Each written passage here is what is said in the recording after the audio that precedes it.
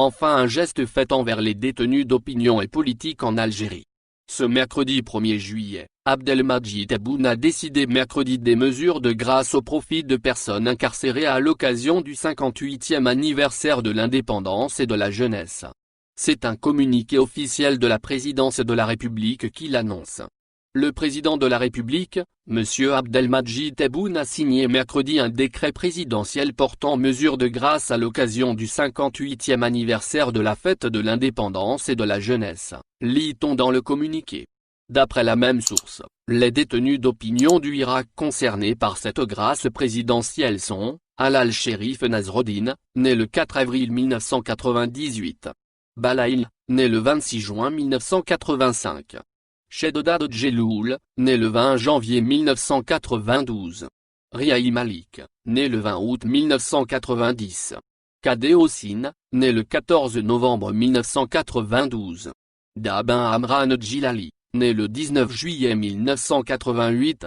Ces détenus d'opinion ont été tous condamnés à la prison ferme pour avoir participé à des actions de protestation pacifiques ou exprimé des opinions favorables à la démocratie et aux revendications politiques du mouvement populaire, le Irak du 22 février 2019.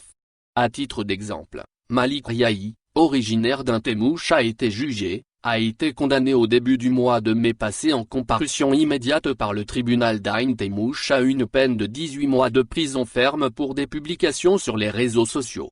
Riahi a dû répondre d'incitation à attroupement non armé, outrage à institution et atteinte à la personne du président, chef d'accusation pour lesquels le procureur de la République a requis 2 années de prison ferme.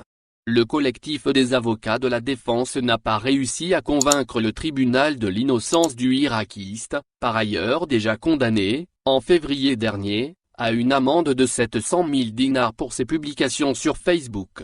Ilyes Bala, irakiste d'Oran âgé de 35 ans, avait été condamné, quant à lui, le 19 avril dernier à 1 année de prison ferme avec mandat de dépôt, à l'issue d'un procès en comparution immédiate qui s'est tenu au tribunal correctionnel de Ain Turk, à l'insu de ses proches et de son avocate, maître Fadilam Gaizro.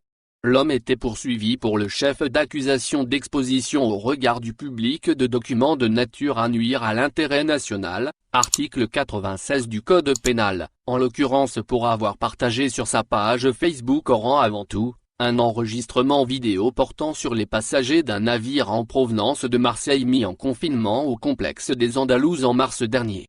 Ces jeunes irakistes ont toujours été des citoyens pacifiques exemplaires et des patriotes sincères. Leur emprisonnement est une véritable injustice et une ogre à caractériser. Leur remise en liberté est un soulagement. C'est une action qu'il faut saluer et applaudir même si elle demeure insuffisante car des dizaines d'autres détenus d'opinion croupissent dans les cellules infectes des prisons algériennes. Leur nombre est indéterminé encore en raison de la répression féroce qui s'est abattue sur les activistes du Irak depuis le début du confinement sanitaire à la fin du mois de mars dernier. Il faudra que Tebboune adopte plusieurs autres grâces présidentielles pour vider nos prisons de ces patriotes victimes de l'arbitraire. Sans cette condition sine qua non, l'Algérie ne pourra jamais retrouver une quelconque stabilité politique et institutionnelle.